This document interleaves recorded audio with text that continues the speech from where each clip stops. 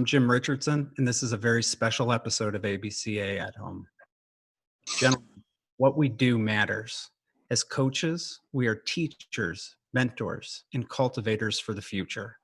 What we do today has a direct impact upon who shows up tomorrow.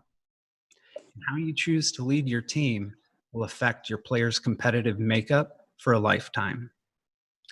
Great American philosopher William James said, "The great use of life is to spend it for something that will outlast it." The focus of tonight's episode is the legacy of Augie Garrido. Coach Garrido devoted his entire life to developing young men through the game of baseball. He built a legacy that will forever be engraved upon this sport and woven into the hearts and minds of his players and coaches.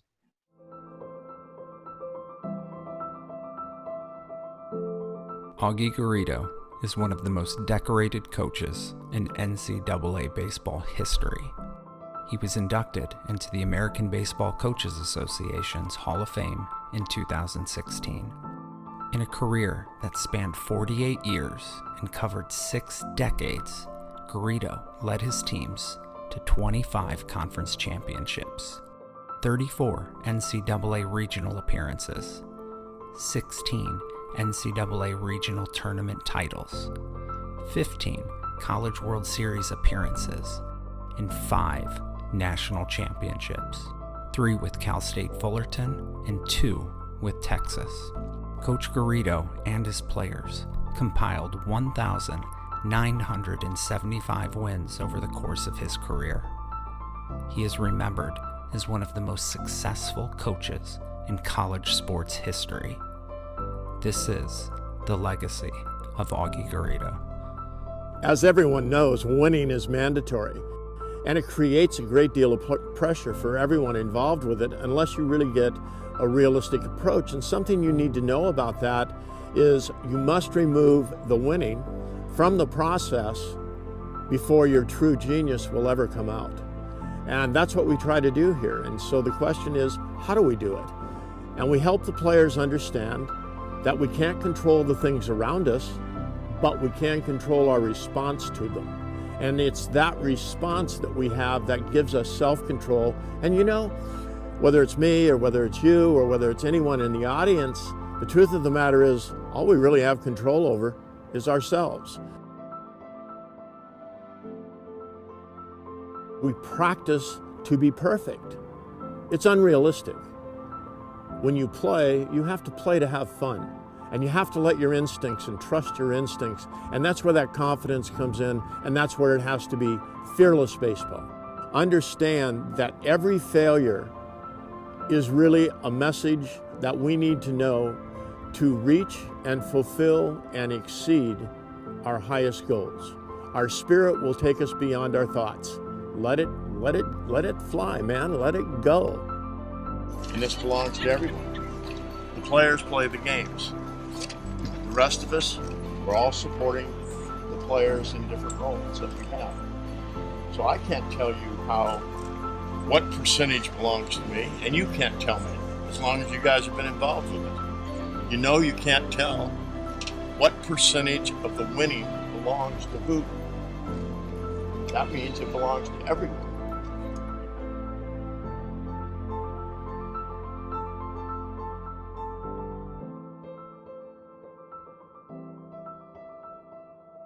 Tonight, on what could have been the decisive championship game of the 2020 College World Series, we intend to unravel the unique influence Augie Garrido had upon his teams.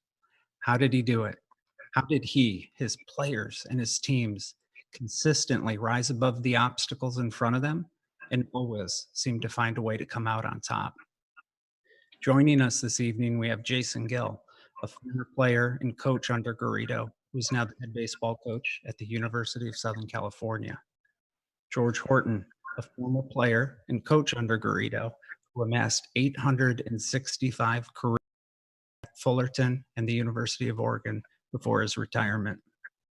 Phil Nevin, a former player under Garrido who spent 12 years in Major League Baseball, and is currently the third base coach for the New York Yankees. Justin Simmons, a former player under Garrido, who is now working as a financial advisor in Austin, Texas. Huston Street, a former player under Garrido, who spent 13 years in Major League Baseball. And Rick Vanderhook, a former player and coach under Garrido, who is now the head coach at Cal State Fullerton. Gentlemen, thank you for making the time to be with us this evening. We've got a lot of ground to cover, so we're going to jump right in. One of Garrido's former assistants, Bill Kernan, said that great coaches allow the player to see who they are. They don't give them things out of a book. They don't give them just the X's and O's. Great coaches give their players themselves. I think an appropriate place to start would be to have everyone kind of go around the horn and talk a little bit about Augie Garrido. What does it mean to you, and how did he impact your life outside of baseball? Coach Gill, would you mind starting it off for us? Yeah, I mean, I'll keep it simple. I mean, he probably next to my dad was like a master teacher. In fact, he still teaches me now.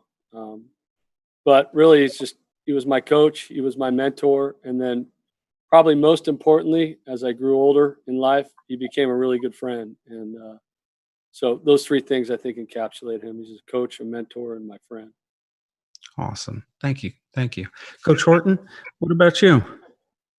Yeah, like Jason said, I was one of the lucky ones. I got to play for him when he was a much younger man than some of the videos that we just watched, and his conversations with the Longhorns and some of the things that we've seen videos of him and his excited stage or his philosophical stage. And Bill Kernan nailed it. He allowed each and every one of us, especially in the early years where we all came from different places, and I think we're going to see a video about that. He allowed all of us to be ourselves and to take the information that we came there with and then grow on that. And I also got to coach with him for 6 years and then be his friend ever since I played for him in 1974.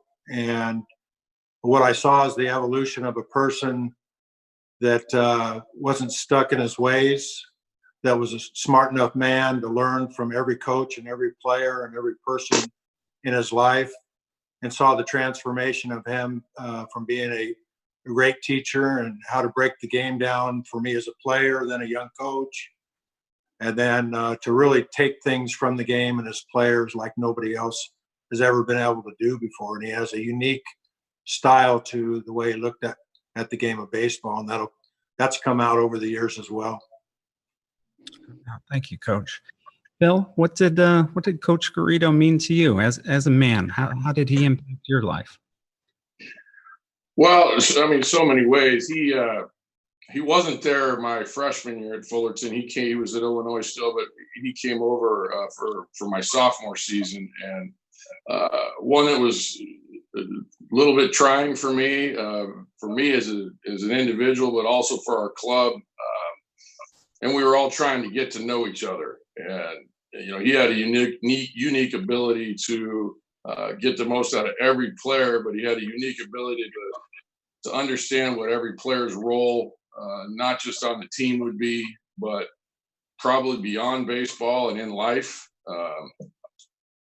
I think he saw something right away in myself that that I probably had a chance to fulfill those dreams that I think our entire roster have when you're in college baseball. And Hookie and Gilly and George will tell you, I mean, everybody there thinks they're going to play in the big leagues. And at the end of the day, you're going to have a couple guys at Fullerton. We've been lucky. We've got a lot of guys that went on to play in the big leagues. At the end of the day, I believe I count 4 guys of the 3 years that I was at Fullerton that made it to the major leagues other than myself. And, we never had the best players. We never had the best, talent maybe, but he saw things not only in recruiting to get us there, and got the most out of each player, but individually, personally, away from the field, a special man, obviously, a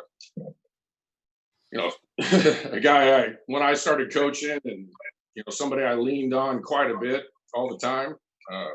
And I miss that. doubt. No doubt. Thank you, Coach. Justin, what was your relationship like with Coach Garrido? What did he mean to you? What was the impact he had on your life outside of baseball? Like Phil just said, man, just watching those videos just brings back goosebumps. It's kind of still hard to believe that he's gone. Whenever his messages and messages throughout from back when he was coaching those guys through to us were always consistent. But the first thing that comes to mind for me is a friend, and then secondly and most importantly, you get asked this question a lot when you play for one of the greatest baseball coaches of all time, and I always described him as a player's coach. As Phil said, he had an uncanny ability to put the right player in the right role at the right time, but he always spent a lot of time trying to define the right role for the right player. And it didn't matter if you were the first round draft pick on the team or if you were going to be the bullpen catcher on the team. And he had the ability to get the best out of you and for that player to play an important role on the team and kept those guys around. And for me, he just instilled confidence. I mean, I probably pretty much don't have the resume that any of these guys have, but he instilled the confidence in me as a player, as a freshman at UT coming in, that I belong there. And you know what? When the greatest coach in college baseball history tells you that, you believe it. And so for me, instilling confidence at an early age as a young kid, and then throughout my career and this transition to beyond the field has been everything to me. Awesome. Thank you. Houston, who was Coach Garrido, the man behind the uniform? Intricate, eccentric, simple. Coach was one of those people that he could be in any situation and always feel comfortable and always somehow emerge as the leader. He could be in a room full of scientists and get along, a room full of baseball coaches and get along, a room full of children. He really did love everybody. I think that was one of my favorite parts of him, was how he really, his whole thing was the process on the field and staying in the moment. And I think he really relished that in life off the field. And you saw that in his commitment to his kids, who became his friends in life after baseball, but to their lives. He always talked about the great reward being the relationships that you get from the game. And he meant that. The way he coached from his own heart, from his own life. And the principles, he was very principally based, but then he wasn't. I mean, he would break all of his rules the next sentence, like the next day he's breaking every single thing he just told you, he's going against it.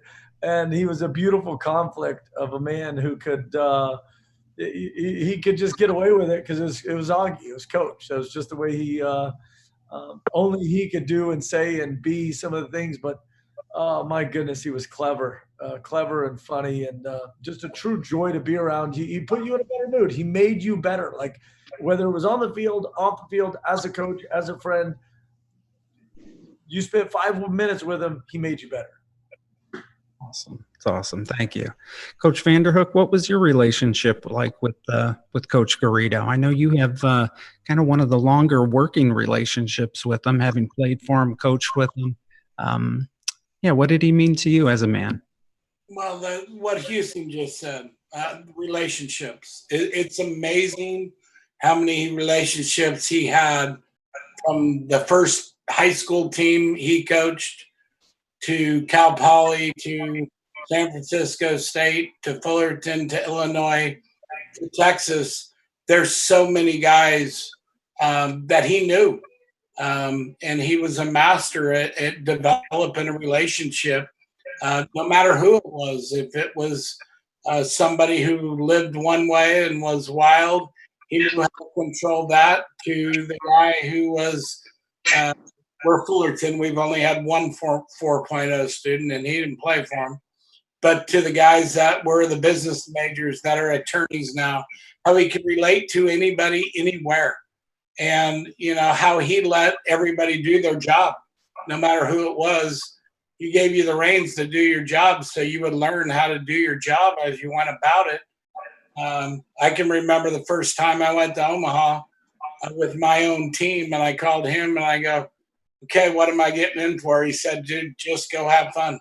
You can't control anything after you've got there. It's all up to the guys. And, you know, those type of things. His advice was amazing. And what really got to me was that later in his career, how every time you would talk to him and call him and ask him something, he ended every conversation with, I love you. And he truly did. And he loved every guy that played for him. And that's hard to do. That's hard to do. And how he could remember to do that every single time, I was amazed. Wow. No doubt. Well, thank you. I mean, it's obvious Coach Garrido is an extremely special man, but you know, his teams were pretty special as well. I mean, if you just sit and think about it, his teams were relevant and competitive within college baseball for 48 years. I'm 40. I mean, 48 years, let that sink in. 48 years of dominance over 6 decades. I think everyone in the coaching world, regardless of sport, wants to know how he did it. And to answer that, I'm going to kind of play a video that takes us back to the beginning. And Coach Horton, right after we come back from this video, I'll ask you a question or two about it. Here it is. There they are, the ragtags of the earth. They knew how to play as a team. What did they do? What did they accomplish? What made them special? Teamwork, leadership, and they already knew how to win. They weren't the best players. They weren't the best players. So what was so special about them? We go to USC. They have won 5 national championships in a row. They only won 11 total, but they had won 5 in a row. They were ranked number 1 in the country. They had lost 6 games for the year.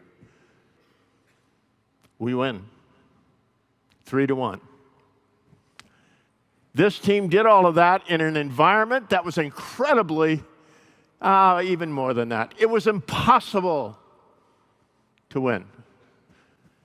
According to the sports writer for Baseball America, he determined that their victory over USC, at USC, in our first year at Cal State Fullerton, Division I, with a $6,000 budget and 72 dozen baseballs, that victory was the biggest upset in Division I sports history.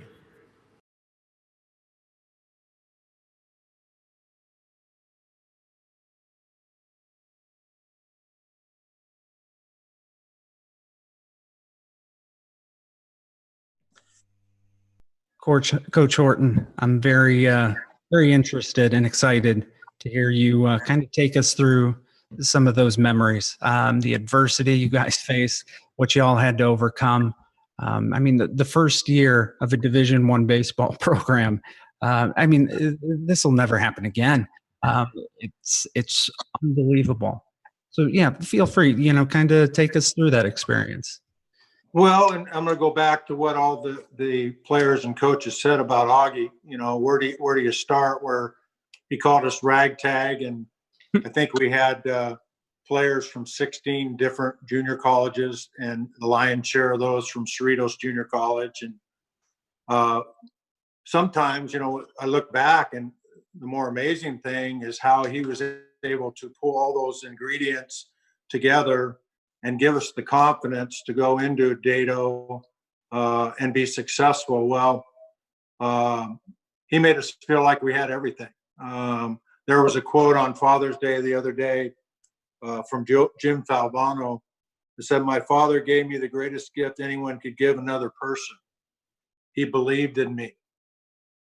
And like Cookie said and Houston said, he believed in everybody, and it kind of reminds me a little bit of Phil Jackson and watching The Last Stand and how Phil could get along with Dennis Rodman. Well, Augie had to adapt to that team and philosophies from different successful junior colleges. And we didn't know any better. We thought we had everything. We had a bat and a ball and a field and a great leadership and Coach Garrido. And he believed we could play baseball successfully and beat anybody. And like Phil said, there was one pro guy or big league guy on that particular team, and his name was Dan Boone, and he was an All-American pitcher, and he stood a strapping 5'7" and weighed about 140 pounds. Well, his record over the last 3 years in junior college and at Cal State Fullerton was about 35-2, much like Eddie Bain and all the greats in the NCAA record. And we believed when Danny was pitching or any of our guys were pitching, we could beat anybody. And Southern California baseball, you'd actually scrimmage against teams in the fall. That's back when you could do that. So a lot of us coming from junior colleges, we had played the USCs and the UCLAs of the world. And we had some level of success against them. So it wasn't the technology era where you had to read about everybody or see videotape of everybody. We just knew them from reading about them in the newspaper. And, Augie was really, really good at just convincing us that they were the ones in trouble and not us. And I think, you talk about 6 decades of coaching and his ability to adapt from that team when he was a young coach all the way up until 2016 and all the changes he had to make and learn and how to get the most out of each and every player and each and every team. He was the GOAT. He was the greatest of all time. I thought it was ironic that Augie ended up with 1,975 wins, and it was 1975 that we were the first Division I team, and we went to the College World Series. One little anecdotal thing, quick story, so I'm not taking other people's thunders. In our newness, we played at Dado. They had an organist, tremendous facility. And the organist asked Augie, what our fight song was. And Augie said, well, we don't have one. The guys kind of like Doobie Brothers, because when we'd hit a home run at the old field, we called it China Grove. And so in SC's way, they didn't use the Doobie Brothers. When we took the field to take infield to play them, they played It's a Small World After All because of our location and a distance from Disneyland, and the fact that our tallest guy in the infield was 6 foot tall and our pitcher was 5'7". So it was SC's way of kind of sticking it to us a little bit. And quite frankly, that made us more focused and a better baseball team. So we took our game, some people call it little ball or small ball. And our coaches never called it that. It was called winning ball. And we were able to execute with a bunch of ragtaggers, as Augie called us, and play the game of baseball at a better level than 5-time defending national champion Trojans. So quite an experience. And the next step to go to Omaha, because we had a $6,000 budget, Augie reached into his pocket and bought us all Blazers, so we looked like a Division I baseball team. And that's the other thing that's really cool about Augie, is in the early days at Fullerton, we didn't have anything and we didn't know any better. And then he ends up his career at a place like Texas that arguably is the mecca of college baseball. And they've had the best of facilities and players and tradition, and back with Gus and everybody else. And he could be successful coaching at any place, high school, the mecca, just like if you talk to presidents or talk to George Horton and be just as comfortable talking to either person. He was amazing. Awesome. It's awesome. Thank you, Coach. Coach Vanderhook, is there anything you kind of want to add on to your teams and your clubs as a player, your experience under Garrido and him leading the charge? You're going to want to unmute yourself too, Coach. In 1984, I got to be the bullpen catcher. but it's the same as George talked about in 1975. Our pitcher was 5'7" too. A little guy named Eddie Delzer, who was 5'7". And when we were in Austin, even this year, Greg Swindell was the pitcher at Texas in that final game. And he came in the dugout before the Saturday game. We're talking. I said, I can get Eddie on the phone. Greg Swindell and Eddie Delzer had a conversation. And it was like, God, just thinking, what if Skip was here right now? He would have been cracking up talking about that. But, you know, our whole thing in 84, and I think it was forever for all the guys that played for him after, you really didn't play an opponent. You played the game. And once you learn to play the game, then you go out and you play a game. Who cares who's on the other side? You go play baseball.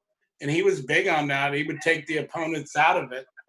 And back in those days, we had to learn how to go play in hostile environments because I don't think Southern Cal has changed much, but nothing's hostile. There's no real hostile places where you go and play.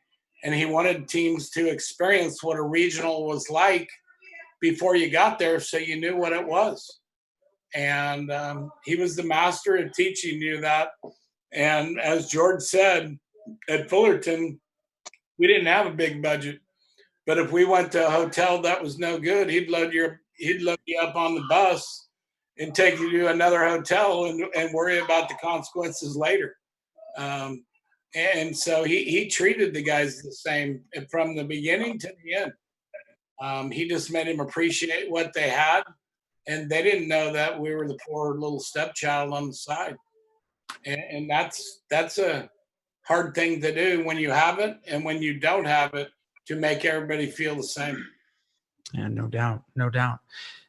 Phil, is there any stories you want to share from your time playing for Coach Garrido and how he was just able to pull everyone together? Well, I think that anybody that came into contact with Og, and I think it's best described by his coaching tree. You know, my last year at Fullerton, you know, obviously Augie the head coach, but George is the assistant coach. George goes on to win national championship, and you mentioned the wins he had before, and the job he did at Oregon as well. Rick Vanderhook was on our staff too, and with the job he's done at Fullerton and kind of carried on that legacy of what Titan baseball is. Bill Mosiello was I think a grad assistant, if I'm not mistaken, has stayed in college baseball for this long. He actually went into pro ball for a little bit, and I think now he's at TCU, you know, one of the top programs in the country. But you look at his coaching tree, you know, Dave Snow, Snedden, Gilly now at SC, Kernan, Serrano. It kind of shows that people that were around Augie, they wanted to be like him. And, you know, that's just kind of the person he was. I mean, you wanted to be like him. He just had it, like I said earlier, had a unique ability to understand everybody's personality, what was going to make them great, what their role was going to be on our club. And more importantly, probably what their role was going to be beyond the baseball field and in life. I'll never forget the talk we had after losing the final game in 1992, where it wasn't supposed to end that way. You know, we had seniors, guys that came back that they got drafted and came back for their senior year because of how we hurt the year before. We were left out of a regional. It's got to be the only Fullerton team that actually won the conference. We tied, but we were left out to go to a regional, and I'm sure there's backstories of that. You know, I've heard, you know, stuff about, you know, they didn't like Og coming back from Illinois so quick to Fullerton, and nobody wanted Fullerton in there. But I believe that team right there, the way he molded us, I talked earlier when he came and took us over in 91, he was handed a bunch of guys that he didn't know. And it took that time to get us together and play the kind of baseball that he wanted us to play, that that typified what Fullerton was. I think we got away from that for a little bit. But it took us a while, but when we got it, there's no doubt in my mind we were one of the best teams in the country. That last 3-4 weeks of the season, I think we rattled off like 14 out of 15 or 16 to get into that contention, but we're still left out. And the bitterness from that. So anyway, fast forward, these guys that came back, and that's all we talked about was winning that national championship. And you know, they've changed the system of the College World Series now. It's 2 out of 3. We played until about 12:30, 1 o'clock in the morning on a Friday night. We ended up beating Florida State in a downpour. The infield was at 1 inch of water on. You can remember seeing the highlights. It looked like a lake out there. Just so we could get done with that game to play the noon game on Saturday for TV for the national championship. And, you know, we started off slow. We gave up a couple runs in the first. It was a heck of a play at home plate to end that inning and stop a big rally. We battled back, and there was just a great baseball game. We fell short. But I'll never forget, here's this man that for 2 years, you knew, and he told you winning was life or death. You know what I mean? That's the way it was. And he got us together in the clubhouse there in Omaha on the third base side. And I've walked in that room, and I can see him talking. You know, I've been there since. And he was explaining to us what this will mean. This will mean something later in life, that, you know, life's bigger in baseball, and the whole message. And I'm kind of sitting there looking at him like, you got to be kidding me. Like, this is the first time I kind of questioned what he was talking about. And he wrote in his book that the 1992 team for him, you know, 5 national champions, but he talks in his book about how that's probably the most successful team he had, just beyond baseball. And it stemmed not only from his coaching the entire, but that particular talk.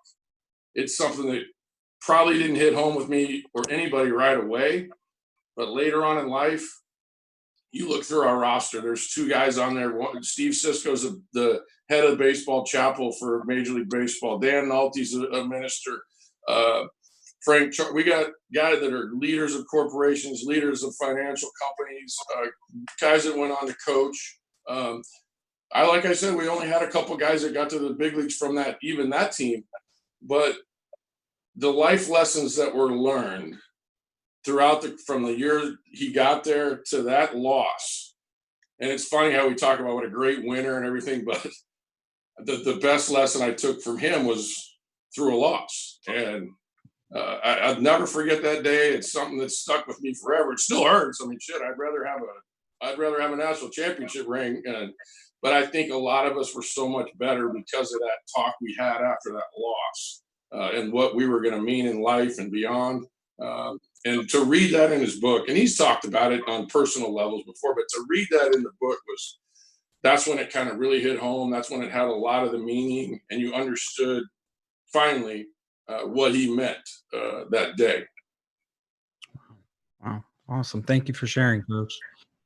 Gilly, what about you? I mean, you were at a 95 was a very special year for Coach Garrido and Cal State Fullerton, but you also transferred in the year before as a player for your senior season, if I'm not mistaken. What happened there? How did that all come about?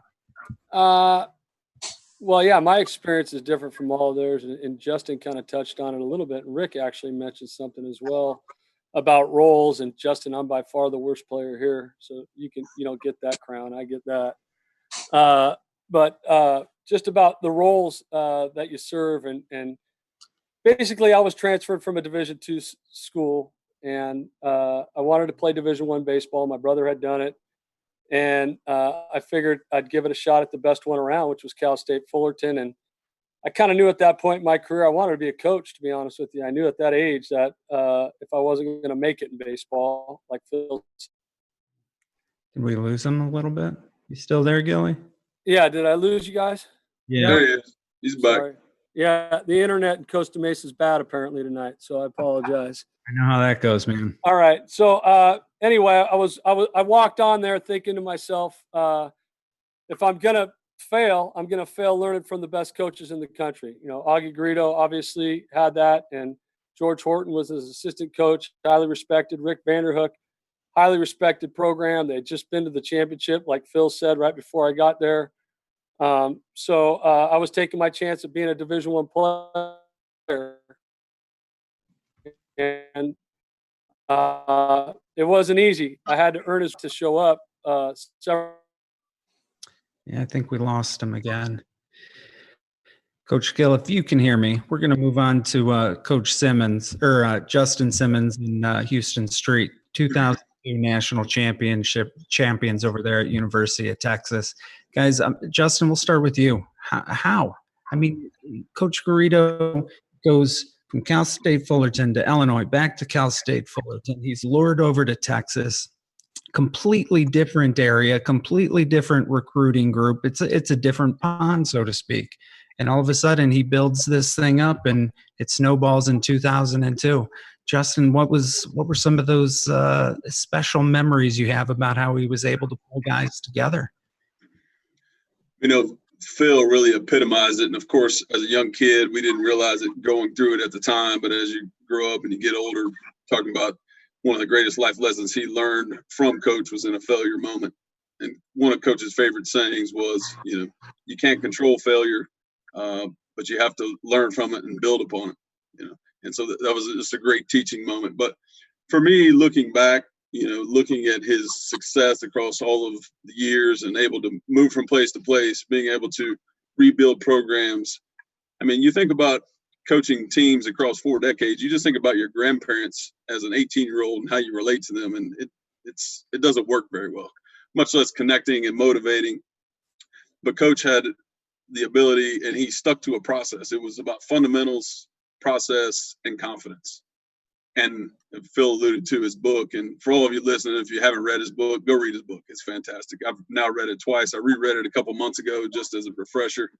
And it's like he's talking to you out of those pages because we heard it for so many years. But, you know, he stuck to a process, and he stuck to that process when he started. And he tells the stories about the 75 team, the 79 team, the 92, the 94 through us and the 2009. And the message was the same.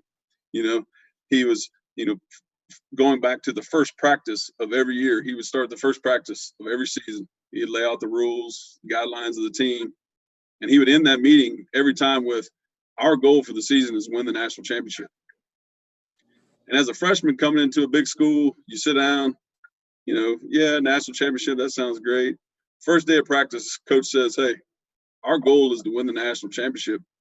All of a sudden, you start looking around the locker room and you start putting on your cleats and putting on your uniform a different way at practice, because that's the expectation. And it's set from day one. It's not just set from players, it's set the coaches, and it's expected that that's the goal at the end of the year. You know, and so for me, seeing his success over all these years, I think it's because he stuck to those fundamentals, and he genuinely cared about the success. We've talked about it several times. The other guys have said it. He genuinely cared about the success, and as a player, you felt that. You felt that, regardless of what your role was. And if you weren't fulfilling that role, you felt like not only were you letting your teammates down, but you were letting him down. And he gave you that opportunity to be there and contribute. And, you know, we worked our tails off to be able to fulfill those roles to make the team successful. Awesome. Thank you. Now, Huston, I kind of want to take this a different direction because obviously you guys overlapped quite a bit at the University of Texas, and I kind of want to shift to get into Coach Garrido's passion. I mean, it's obvious he was passionate about everything, but he has been stereotyped as a yeller, mainly because his tirades, like when they happened, were of legendary proportion. I mean, you can go on YouTube and see a ton of them. I mean, they've been mocked by South Park, Norm Macdonald. They're truly legendary.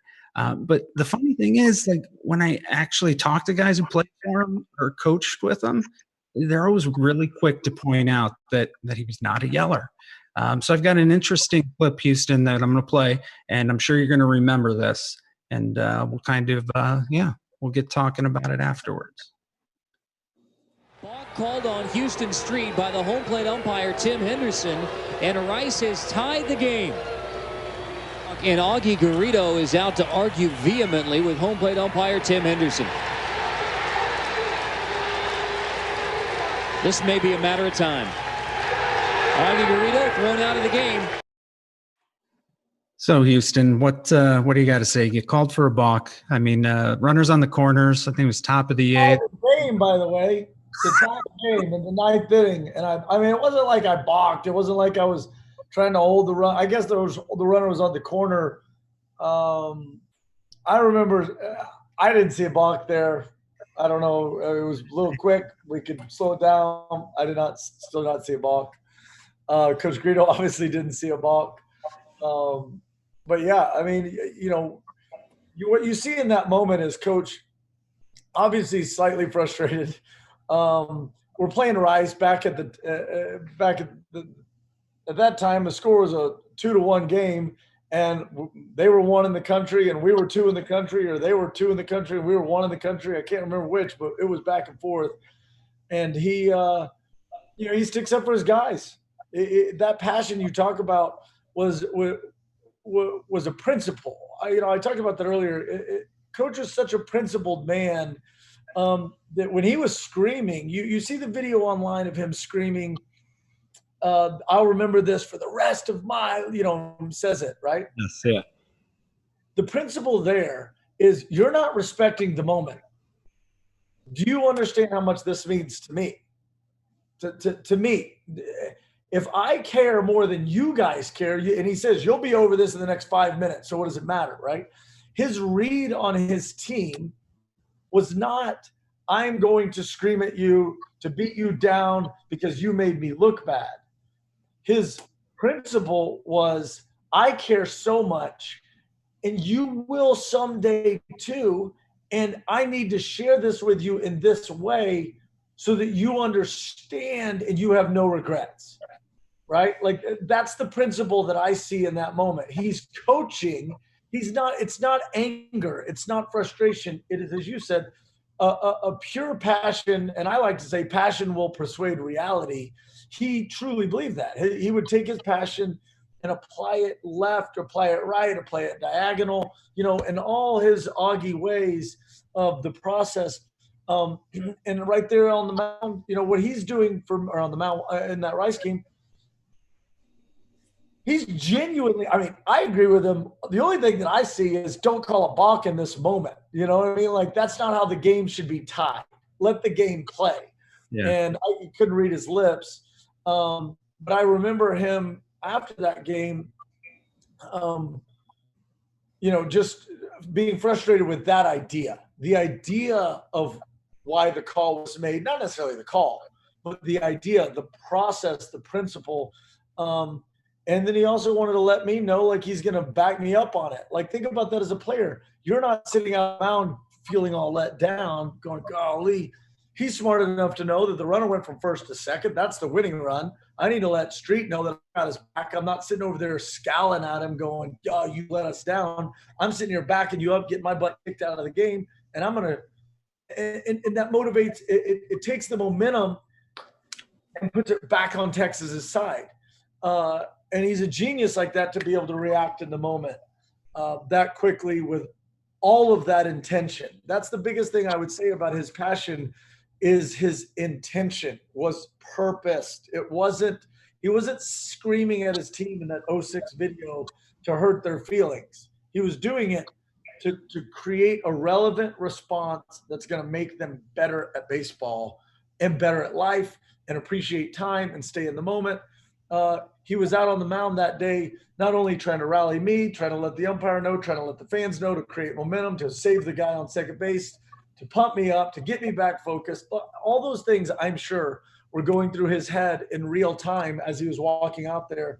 And that's why he's got 1,975 wins. He's a genius, and everybody talks about him the way they do because his process – he was able to process so much faster than the rest of us, which is why he was always coaching 2 or 3 steps ahead. And he could see into your heart what you needed in that moment through your eyes, which is a skill in and of itself.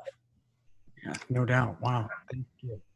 Coach Horton, is there anything you want to add to Coach Garrido's passion for the game and passion within the moment? Yeah, I'm glad you selected that particular umpire discussion. There was some in his younger days when maybe Houston nailed it. He did have his finger on the pulse of what the team needed, what the athletes needed, what assistant coaches needed. He always had your back. He was never complacent for 6 decades. And quite frankly, there were some discussions with umpires before they gave all the umpires all the power to suspend you for a few days or whatever, back in the bumping days and spewing days and beaking days and so forth, that it took 4 or 5 coaches all their strength to pull Augie off of discussions with umpires sometimes, because he was that passionate and that competitive. And, again, a lot of the video that's out there, like you said, is about him yelling and screaming at his team or umpires or what have you. But he was very philosophical and discussion-wise, and had that innate ability to define in a very detailed way what he expected out of every player that played for him, and their passion and their commitment in the culture that he was developing at Fullerton. And he had very little patience for anybody that didn't commit to an all-in effort towards the team first. And whether that was individuals or collective, Phil talks about the 91 and 92 era, that when he came back from Illinois, and Phil can tell you in 91, when we went from winning a game 23-5 in Jacksonville to a rainy day, and then just basically showed up on the field. He wasn't real happy with that particular group, and they ran so many sprints after the game, I thought we were going to miss our flight. And that was his teaching moment for that particular group, like Phil said, that we were never going to be allowed to have that kind of effort again. The 92 team, like Phil said, when he felt like they weren't demonstrating the type of teamwork that he demanded from each one of his team, he took the opportunity away from them for a short period of time. And he nailed it with that particular team, because that's exactly what that particular team needed to turn it around and do it at that time the Cal State Fullerton way. And like Phil said, they came up one run short from winning the national championship. So over the years, he had different ways to motivate groups. And I'll end it with saying this. He was the greatest coach in the world to play for. Very positive, highlighted what individuals and teams needed to get highlighted and catch them being good. But if you violated his standards, he wasn't going to let you. Augie told me this one day when I coached with him. He never allowed a team to leave feeling better than he did that particular day. Hence the 06 discussion with the Longhorn group, I guess. The running in 91, taking the opportunity away from him. So you knew what his standards were, and you had an opportunity to uphold those standards. And if you did, it was the greatest day, and he was the greatest coach to be around. If you didn't, he made you pay for that. Similar to life. And he was one of the first coaches that I've ever been around that compared the sport of baseball to the game of life. Awesome. Thank you, Coach. Gilly, we're going to test that internet connection back out in Costa Mesa here. But, well, I figured this would be a line them up, knock them down question for you, considering you transferred in, to Fullerton because you knew you wanted to be a coach. And hey, what better place to go? But I've heard Coach Garrido say that the war is won well before the first battle is ever fought. And based on what I read and heard, Coach Garrido was extremely, extremely detailed orientated, meticulously and methodically consumed with the process of things. Any stories you'd kind of be willing to share that speak to his level of focus on the details? Well, I'll go back to what Justin said a little bit. I mean, it was a very simple message. It was, give me your best effort or don't be around. if you don't have a role on your team, you're not welcome in our dugout. I mean, you know, you can try to complicate it as much as you want, but like Huston said, it's kind of almost simple if you look at it, right? The way he did things. He had a unique ability to take a group of people and talk to them, and every individual in that room, whether it was the 3,000 at the convention that he spoke at, or 35 of his players, and make you think he was talking to you.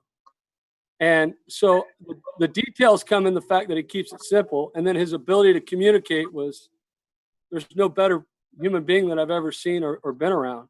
He could have done whatever he wanted with that ability to communicate, and his care behind it. You know, they talk about belief, his belief in his players. I was starting to talk earlier about how I walked on and how I had to earn his respect. And you players, you guys all played for him. You know, he was about respect and effort. Those were the two things that, at least with my group of players, he mentioned that quite a bit when I was a player.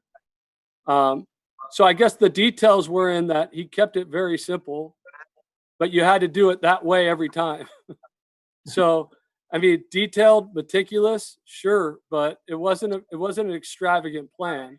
It was, give me your best effort, right?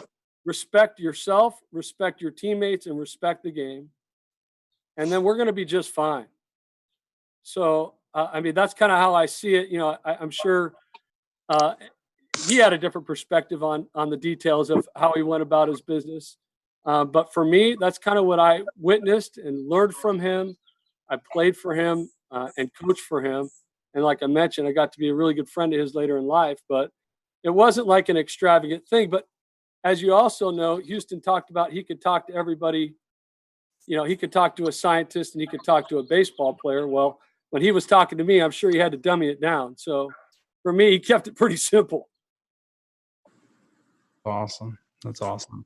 Now we're going to go to Twitter for our next question, because I kind of think it fits into focusing a little bit on the details. And this question comes from Zach Casto, and he wants to know what the best piece of leadership advice Coach Garrido gave each of you during your time together. Coach Vanderhook, why don't you lead off on this one? I know this may be hard, but best piece of leadership advice Coach Garrido gave you. You may want to hit the unmute button too, Coach. Sorry about that. I know how to do that. Be who you're going to be. Don't try to be somebody else. Don't try to be something else. What you are, where you're at, is good enough. Just be what you're going to be and do it the way you're going to do it. And just, you know, stick with the principles. And it's as simple as that. Awesome. Thank you. Phil, best piece of leadership advice? Well, it was his points of respecting the people around you, respecting the game. When you respected the people around us, we respected the game. He certainly did. He was a great leader by example, but he was a great leader through his words. And there's really two different things to that. But you understood what the meaning of baseball was to him. He, like I said, he learned everybody on a personal level that's on the roster. It's hard to do in college baseball. It's hard to do anywhere, that many numbers. But there wasn't a guy around. They weren't there if they weren't there long if they didn't. But if they didn't respect his process and the way the game was supposed to be played, the way he wanted it to be played, which was always the right way, then there was going to be a problem. And there wasn't a guy that came into contact with Augie that got there that didn't that bought into what he was saying, that didn't have that respect for the game. And that was an umbrella that covered a whole broad spectrum, because part of respecting the game was doing our schoolwork and going to class. It was respecting your teammates. It was respecting your coaches. It was respecting the people that washed our clothes. Sometimes we were talking about Fullerton, we had to wash our own stuff. Huston, Houston and Justin there. They just threw it in a bin like the big leaguers do now. But we were getting dressed in the parking lot, but we respected that. We embraced it. It was what we had. He made us feel like that was the best part of what being at Fullerton was, and he used that as motivation for us. He used everything as like, this is what we got. You make the most of it, and we all did, and we all loved it. We were playing at Amherst. I played 3 seasons at Fullerton. We played in 3 different parks. We played at Old Titan Field that was on the campus. My sophomore year, we played at Amherst Park. We trained at Huston High School, which was a half an hour from Cal State Fullerton. 2-a-days there, by the way. And then our last year, we played part of the season at Amherst. We played part of the year at Fullerton. Nobody complained, ever. I look back, nobody ever complained. And it was such an easy thing that could have led us down a different path. But we respected what he was telling us. We respected. It took a little bit. I'll be honest with you. We talked about the 91 team, but he taught us how to respect being a Fullerton Titan, playing baseball there, which led into, like I said, a lot of success in life for a lot of these guys. I'm not talking about being a professional baseball player. You go down that roster and look what all those guys have done.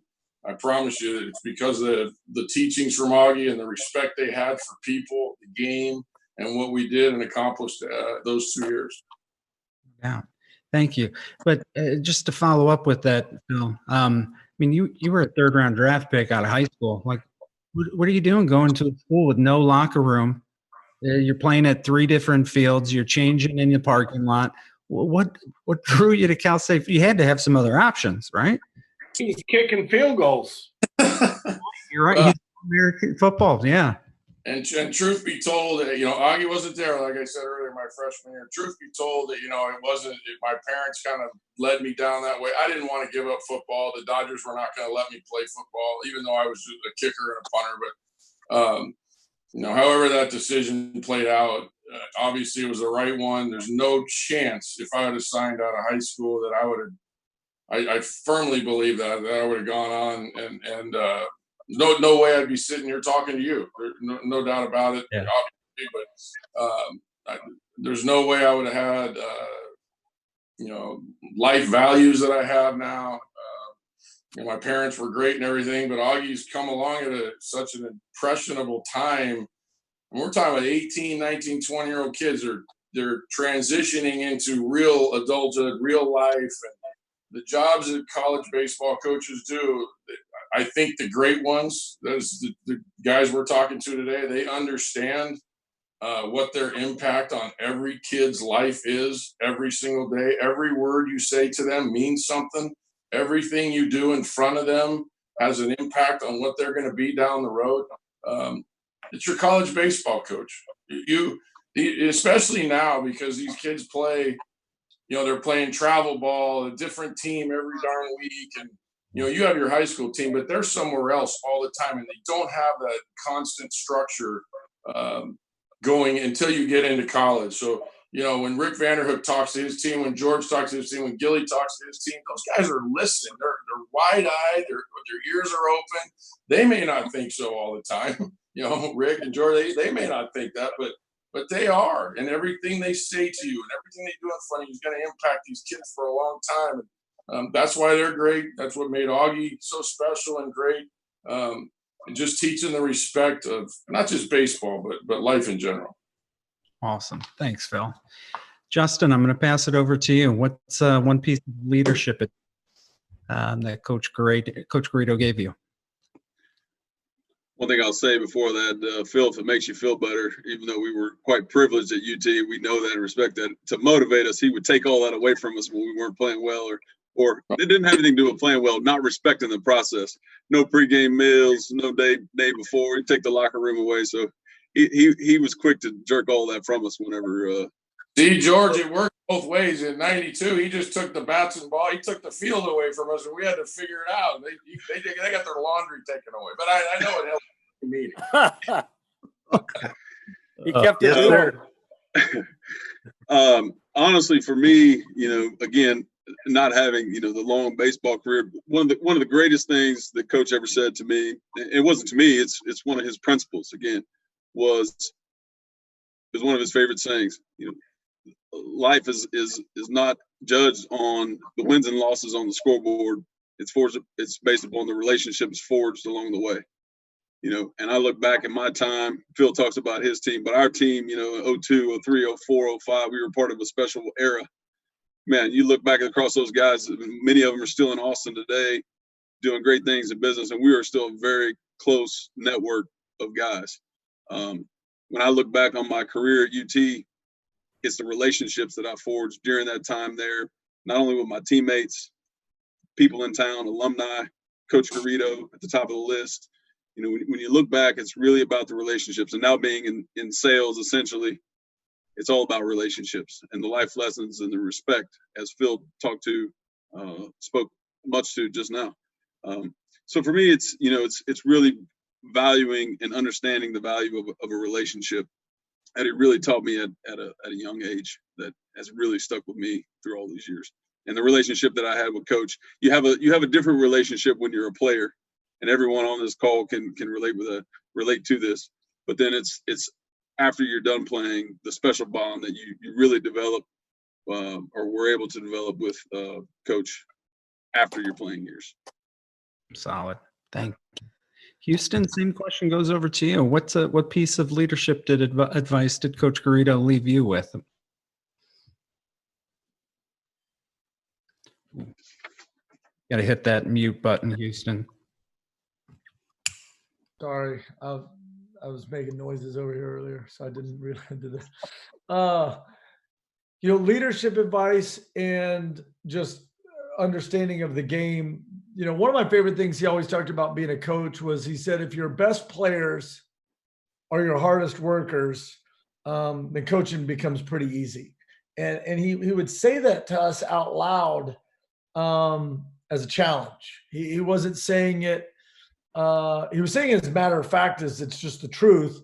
But it was about a choice that you had to make. That everything is a choice. And being a leader is a choice, and how you choose to lead. And the best way to lead is simply by leading, by working the hardest, by showing everyone else that you're serving not just yourself, but you're serving them, you're serving the team through that hard work. But probably my favorite thing that he taught me was the idea that pressure is a choice. Those are his words in my head. And we talked about that a lot. And I gotten a lot of that from my father, frankly. Coach and I always talked about some of the lessons my dad had taught me. But Coach Garrido in particular was very articulate, when he just said pressure is a choice. And Simmons can remember before the national championship game in 2002 when he walked in the room, said, there's a lot of things I could say. There's a lot of, moments in your life, but I will just tell you, this is a moment. And the world treats winners different than it treats losers. And all right, guys, I'm here for you. Go do your best, And no one remembers second place. Yeah, no one remembers second place. And but that was that idea of pressure is a choice that go out there and do your best, but realize that your choices do have consequences, and the pressure is a choice thing is about choosing to remove the consequences from the equation. There are no consequences in the process. The process is left foot, right shoulder, left shoulder, whatever the process is. Read your book, have your coffee, take your shower, whatever you're doing in life, there is a process of becoming great, which has nothing to do with results. And I think that the three things, challenging me as a leader to be the hardest worker. Don't let your teammates down. Challenging me in the moment with pressure is a choice, and then challenging me with the idea that even though the results aren't a part of them, even though the results aren't part of the process, the reality is the results do matter. And but that comes from your choice, and it comes from your process. And you know, he always said, the crazy thing about winners is they always find a way to win. Like, how do they do that? We never talk about Derek Jeter not finding a way to win, or Michael Jordan not finding a way to win, or Kobe Bryant not finding a way to win, right? Jack Nicklaus not finding a way to win, Tiger Woods, Muhammad Ali. Like, why is that true over and over and over again for these guys? Why does it always come true? It's because it comes down to their process and their choices. And my dad used to say, greatness is what you're willing to sacrifice. Greatness is what you're willing to sacrifice.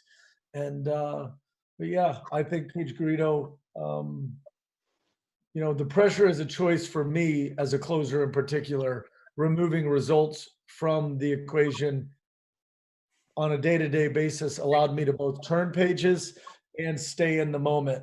As Coach Garrido would always say, stay in the moment, stay in the moment, stay in the moment. Awesome. Thank you, Huston. Coach Horton, I'd like to go to you, but I want to kind of switch the question up a little bit because in 2004, you had a pretty unique experience, one where I don't know what choice you made. Were you looking at pressure as a tool that's going to help you get to the end results, or focus on the process? You faced off against Coach Garrido and the championship game of the College World Series. What was that like? We do remember who came in second in that tournament. Yes. No offense, Huston, Justin, but it was an honor to None taken. Thank you. It was an honor. I actually had. Y'all beat the heck out of us, and that was. We should have shaken your hands, though. We should have done that. I'm sorry about that.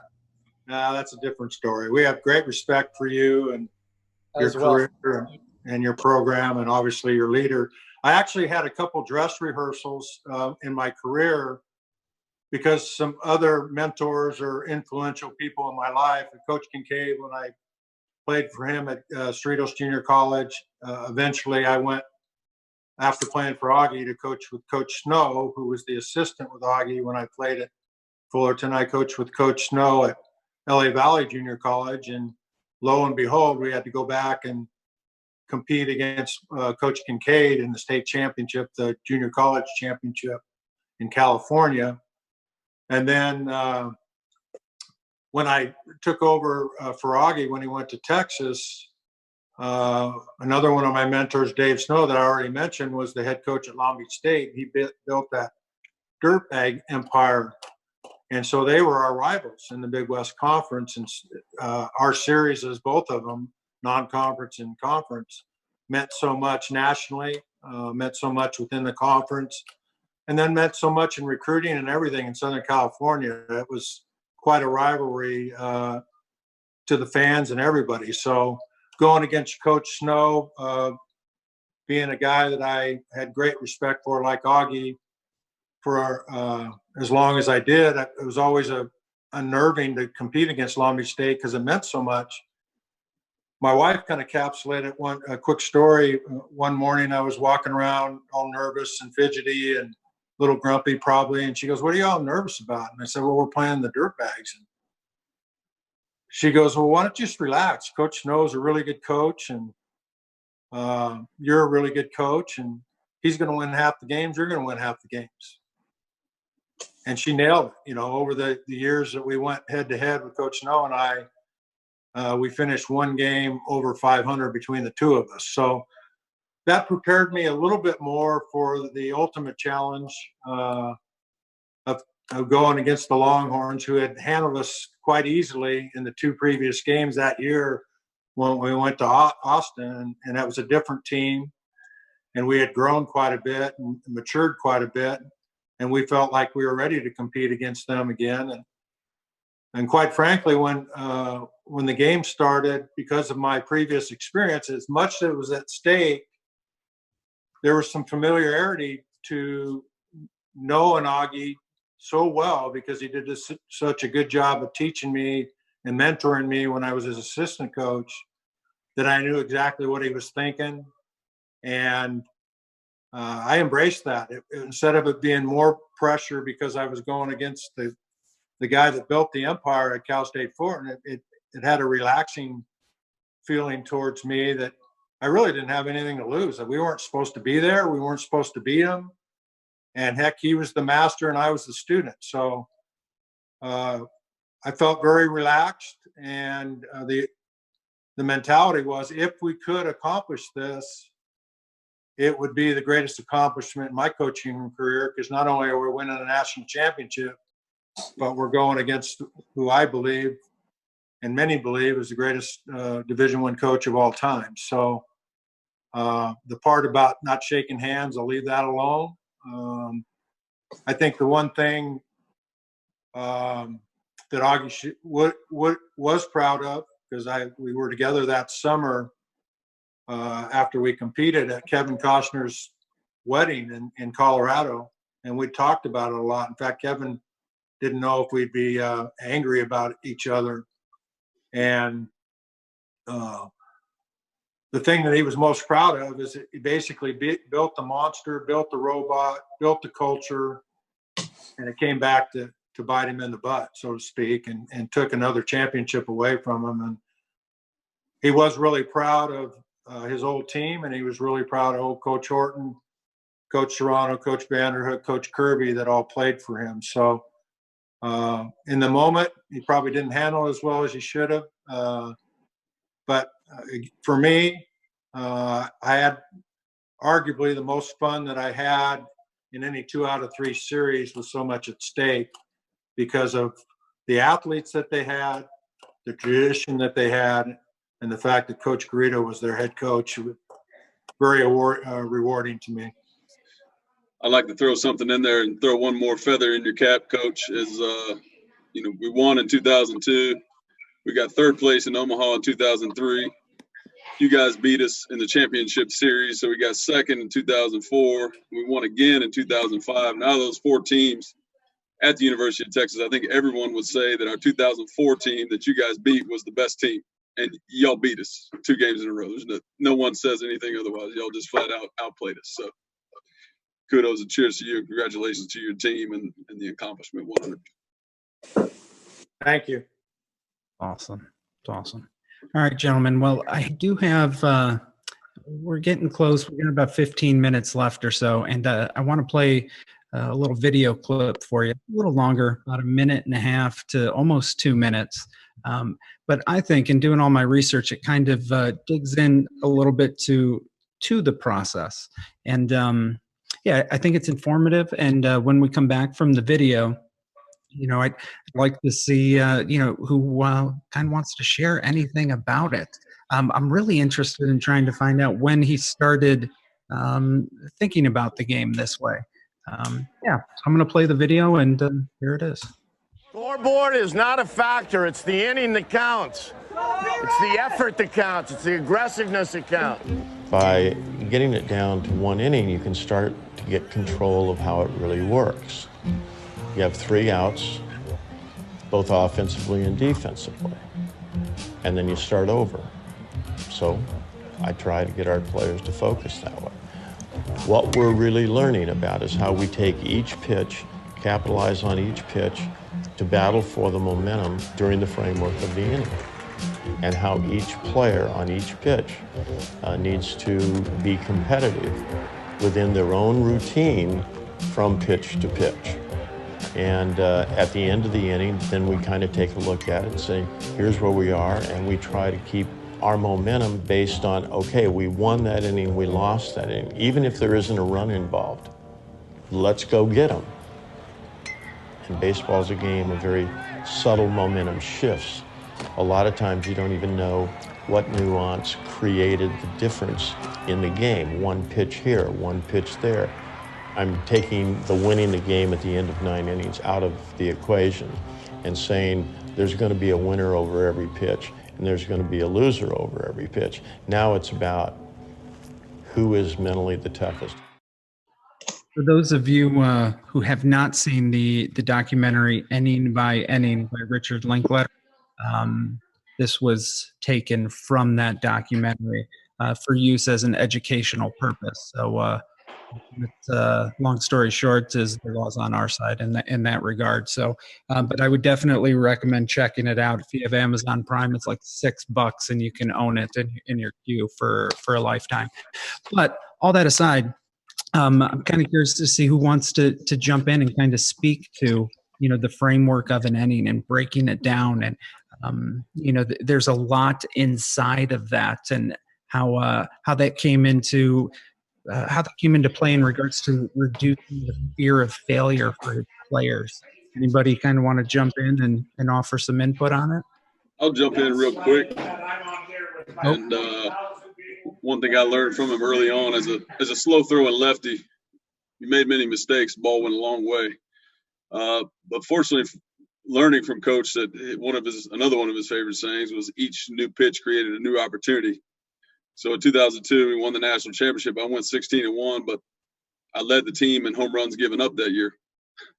Fortunately, they were mostly solo home runs, but I developed this attitude literally when I would give up a home run, because, you hitters, I give up a home run, it's because I gave you a good pitch to hit, not because you really did anything special.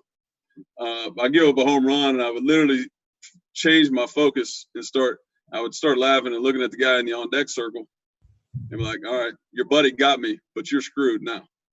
Just learning to change that mindset. I mean, of course, you're pissed off you gave up a home run, but learning to change the mindset and the focus and refocusing that anger, frustration, whatever it is to, if you let it compound, now you give up another home run, you get 3 or 4 more guys on base. But to refocus and focus on that guy that's on deck that's about to step in the box. And for me, that was one thing that really helped me. I learned from Coach early on in my career at Texas, how to let that go, have a short memory, and refocus on the next pitch.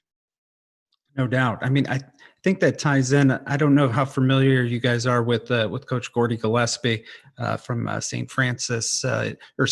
Xavier University here in Joliet, Illinois.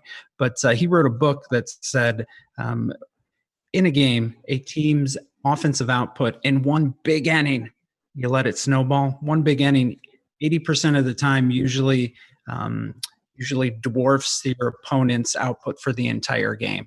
So letting it snowball ultimately ends up in a loss. And I think it's interesting how just this process that's allowed you to not let it snowball, because you're starting to focus on something other than the end result.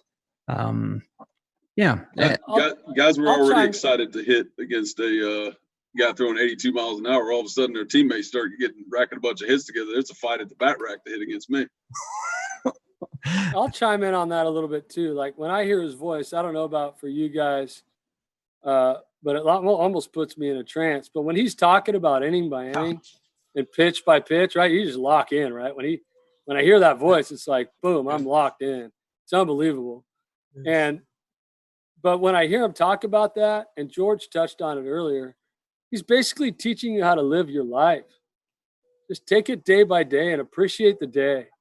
And don't look at it any more or any bigger than that. Don't have a rear view mirror. Learn from your mistakes, right? Your mistakes are an opportunity to learn. He talked about that in his own way many times, right? Don't try to predict the future. Just be in the moment. And when I hear that talk, when I hear what just went on, it brings me back to what I do in my life and how it helps me with my family, my wife, my son, my job, my coworkers, everybody that I'm around. And it was a message that was driven into me by him so many times. It reinforced what my father had taught me. And it's just, like Phil said earlier, he's my college coach. I mean, that's like an irreplaceable thing when you have somebody like him. I'm sure there's people that didn't like their college coach. I'm one of the fortunate people that had the best one of all time. And he taught me so much more than baseball. He taught me so much about relationships and about how to live my life and how to pass that on to my child and how to teach my wife and my family how to live that way. It's been pretty awesome. So when I hear that, it kind of puts me in a place where I'm so thankful. Every time I hear his voice, it's like, it teaches me so much. It's unbelievable. Anybody else want to jump in on that and kind of speak to what that framework of the inning means to you, how it was employed by Coach Garrido? Anything?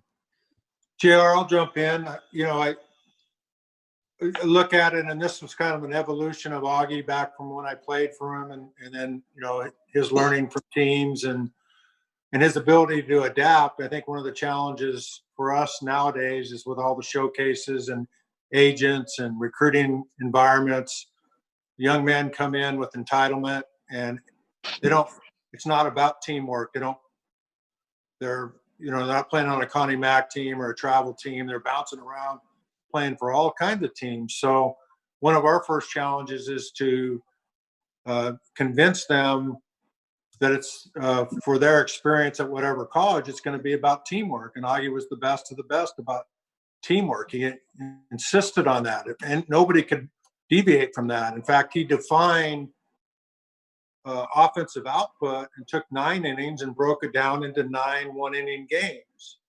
And it didn't matter if it was Phil hitting or Moeller hitting or who was hitting. We were going to take our 3 outs, and try to execute with our outs and start with 1 run. If we got more than 1 run, then that was a bonus. But we defined a good team offense as a team that didn't have the big inning, but a team that scored in a lot of innings. That meant it was an efficient offense, and it wasn't based on Phil hitting the ball over the fence 2 or 3 times a game, which happened quite frequently, by the way. But other guys on the team could have a role of executing a bunt, a sacrifice bunt that had value to that team. And then he broke the game down even more significantly and defined what team offense is. And we had a whole outline of all the offensive skills, which is our repertoire of how we could help the team. For you young coaches out there, I think one of the things that a simple question to your son or your players at the end of a competitive environment is, if you ask a player nowadays, how did you do? And they go, well, I was 86, 87. My slider was biting. I didn't have my good changeup. Or you ask a shortstop, how did you do today? And I went 3 for 3. I made a couple nice backhand plays. And no. How did the team do? And we try to train them that their answer is we won or we lost. Start with that, because that's what you're doing it for. That's why they have a scoreboard. It isn't a participation ribbon. And what you try to do is win enough pitches and your ability to shake off a bad rep and get to the next pitch. And if you could do that more frequently than your opponent, then you had a good chance of looking up at the scoreboard and getting what you really wanted. You wanted to get a win that particular day. And so, on our ring, not to beat a dead horse, from the 04 championship, we have the words next pitch. And that was something that I learned back in the day from Coach Garrido, that we passed on to our team with Ken Reviza's help, that you go from being a book to a chapter, to a paragraph, to a sentence, to a word, to a letter. And if you can, in championship environments, play each letter as you're competing, that's the process that you're working for. So you keep the pressure out of it and just execute 1 letter, like Coach Gill said, whether it's with your wife, your children, a baseball game or whatever, execute 1 letter or get to the next pitch. Awesome. Thank you, Coach. It's awesome. If anybody doesn't have anything else to touch on or add into on this topic, I just wanted to point out it's 9:28, and we always say we won't ask another question after 9:30. So we'll kind of go around the horn again, and ultimately we'll kind of wrap it up. And some things I'd love to get your input on is what Coach Garrido's message would be to young coach just starting out, the seasoned coach who's struggling and hovering around 500. Maybe what he's doing hasn't been working. Anything you'd like to share in regard to what Coach Garrido's message would be to those guys, and or anything you'd like to share with us that we haven't asked about? Phil, we'll start it off with you. Closing thought. Yeah, I'll go a tick away from. It's just a little short story I wanted to tell. The last time we got together, I mentioned it, but we have a group of guys. Actually, Tim Wallach and I put a golf event together. It's not a tournament. It's not a charity thing. It's just more of a bunch of friends getting together. And a lot of our in our circle of friends is obviously a lot of ex-players and big league guys or what have you. And it's kind of grown over the years. And I had invited Augie several times to come up, and he always had kind of something to do or this and that. And then a close friend of ours, mutual friend, Joe Martella, he finally told me one day, Nevin, he doesn't feel comfortable in that atmosphere. A lot of big league guys, he just doesn't feel like he fits in. And it kind of it tells you a little bit about him. There's a lot of humbleness to him. He did it because he loved it. He did it because he just, he knew he was good at it. Certainly. I mean, he did say, he did tell that a lot when he was done coaching his last couple of years. He talked a lot about that, certainly. But we all do now that we're done, right?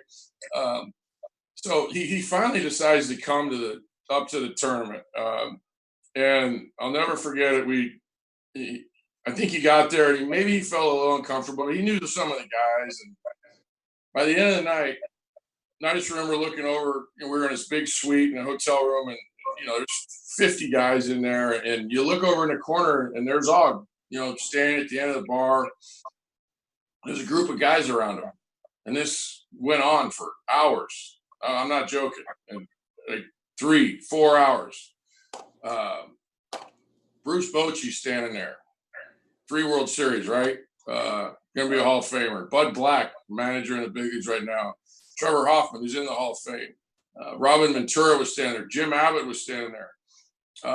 And to a man, some that night, the next day, including Bruce Bochy, said, man, you were lucky to play for that guy. I tell you what, we see a lot of the qualities in you, which was a huge compliment to me. It meant so much to me, but the fact that they all sat there and just listened to him, and Augie had the floor, and he just started telling his stories, whether it was just a funny story about something in life, a lot of it baseball, obviously. For all those guys, for it to have that much meaning to those guys, and then to come back and tell me and tell Tim, wow, how lucky you were. And Boch made the comment to me, I wish I'd have met him years ago. And I know what he meant. He learned a lot that night that he could take into, the things that he did on the field and what he was doing with his team.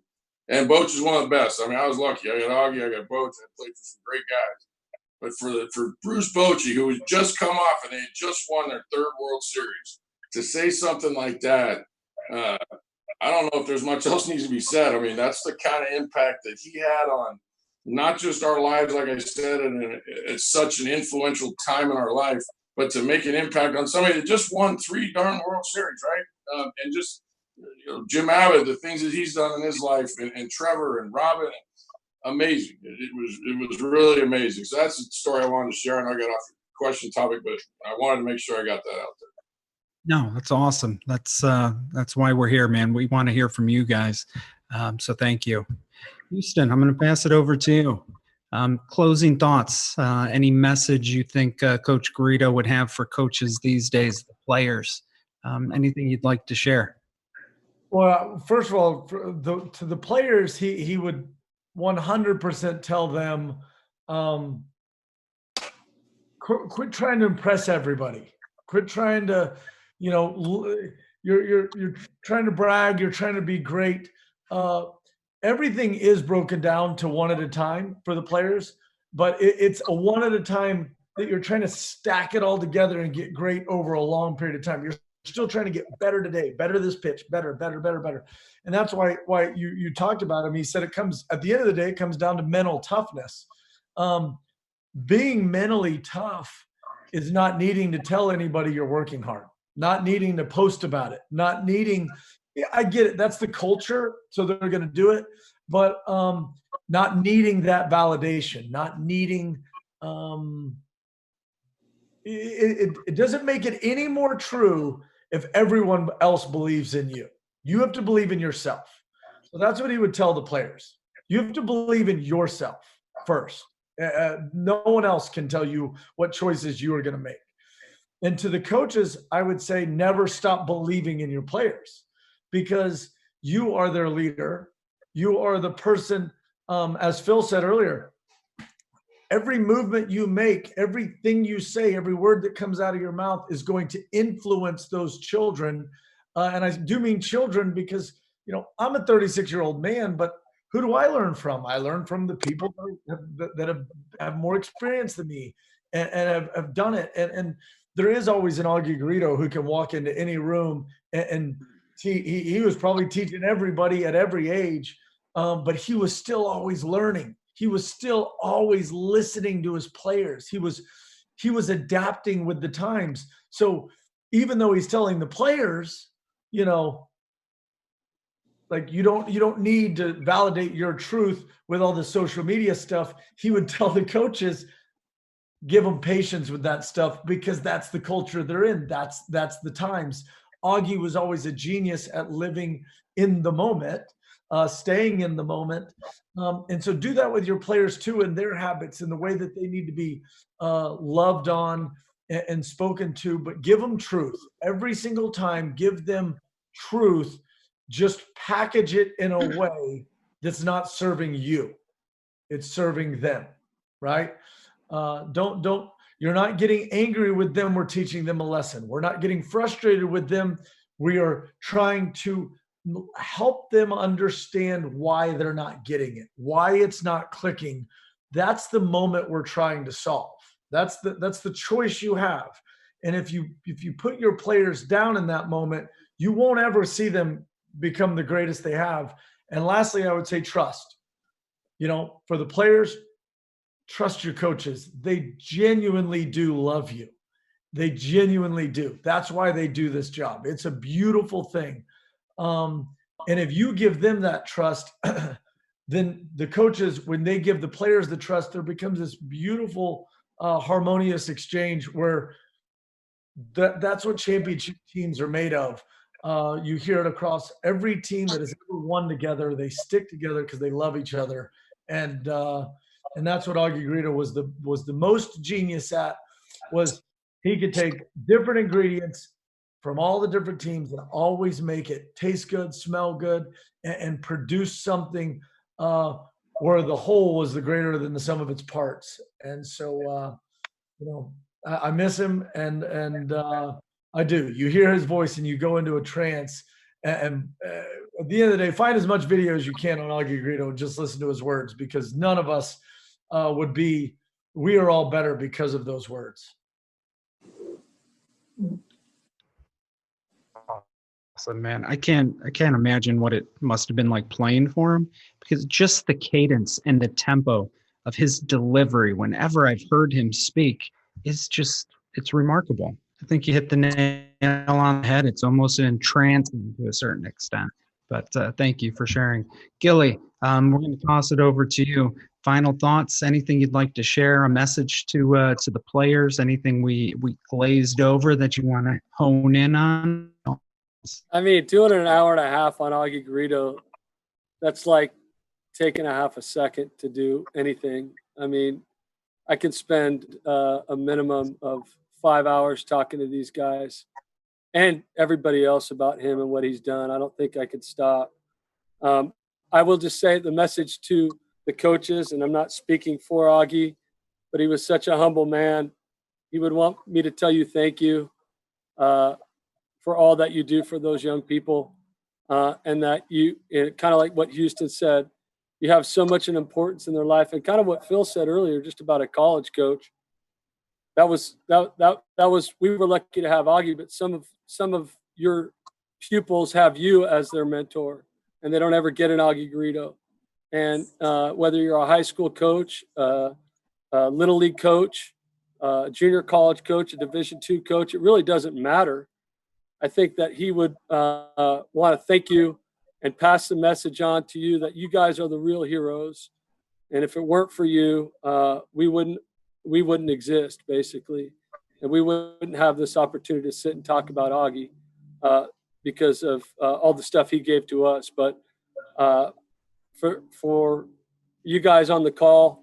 I feel like I have a brotherhood with you guys because of all the teachings that we got from Augie. I would kind of like to share a couple funny stories, but I don't think we have the time to do it because Augie had an unbelievable sense of humor, better than any person I've probably ever met, and his timing was off the charts every single time. He never missed cue on timing when it came to humor. So I'd just like to thank all the coaches that gave us the opportunity to talk and pass this message along from Augie because although I'm a very little part of what went on, as you all know on this call, he made all of us feel like we were the most important people in the room when we were there, even though we weren't, right? In other words, like he would tell you, it's not about you. And in the same sentence, he would make you feel like it was all about you. And so if you have the opportunity to do that with your people, I suggest you do it. Awesome. Thank you for sharing. Coach Simmons, would like to get your final thoughts as well. Anything you want to touch on? I'm just going to piggyback right on what Coach Gill just said. And honestly, these words have stuck with me for a long time, and it's obviously appropriate for our audience tonight. But I heard Coach Garrido specifically stand up in front of a bunch of high school coaches at a coaches clinic and say mostly what Gilly just said. Thank you. Thank you. Your job is important. What you're doing is important. And while one of the best words he said was, while many in your circle, including your assistant coaches, your players, sometimes the parents, may think your most important job is what the scoreboard says at the end of the game, wins and losses. Really, your most important job is molding and mentoring these young men that you're having an influence, a great influence on their life. And really, at the end of the day, it's about building confidence and a sense of self-worth into these players so that they will have success on, and more importantly, off the field and later in life. And, you know, we talk about his tenure across 4 decades. The reason he was so successful is his message was consistent, it was simple, and it was the same for 48 years. And for almost 5 decades, players, coaches, parents, we could all relate. We can all live by it, and we can all carry it on. And just such a so grateful and thankful to be a part of his tradition. Awesome. Thank you very much, Justin. Coach Horton, closing thoughts, closing remarks, anything you want to add to, or, Yeah, just echoing what the other guys had said about who Augie was. And, I think we look at his example. Again, 6 decades, 48 years, just as passionate in his very last year as he was in his first year. The example that he set for all of us is that he listened to his players and he listened to the game, and he was very thankful and humble, as Jason said, for his opportunity to sit in the chair that he got to sit in. And I go back to a quote that all you coaches out there and players and future coaches goes something like, a good coach can make the difference within a game to allow his team to win the game. A great coach gives his players tools that will last them a lifetime. And I'd just like to say thank you. Hopefully Augie's listening somewhere, and tell him thank you for the impact that he made in my life, both as a human being and as a baseball coach. Awesome. Thank you, Coach Horton. We're going to go to Coach Vanderhook right now, who's having some audio trouble, but we're going to see if he can speak into us and be able to get that. This is different. It's a good thing. We're talking about a legend, and I'll probably never talk about another legend as long as I live.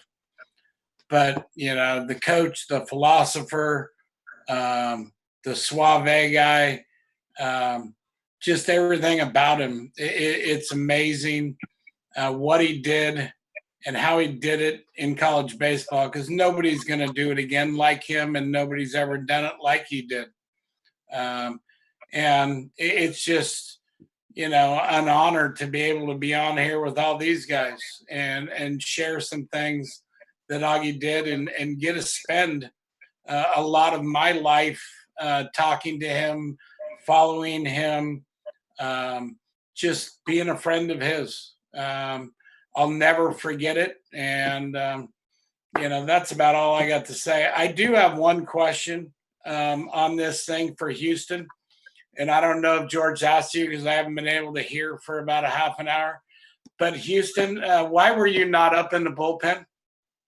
That was like the greatest thing that we ever saw, man. Holiday stuck his head out of the dugout, and you were sitting on the bench. That was one of the greatest points of my life. That was an awesome thing. You were sitting on the bench. And I would have loved to have been a fly on the wall on what Og said to Holiday at that point. But that was good looking from the Titan side of it at that point in 2004. And I think Gilly and George will both agree with me on that one, because we both saw him run out of that dugout, stick his head down, and you were on the bench. But guys, thanks for having me on this thing. I appreciate it. I appreciate the Longhorns just with the Titans.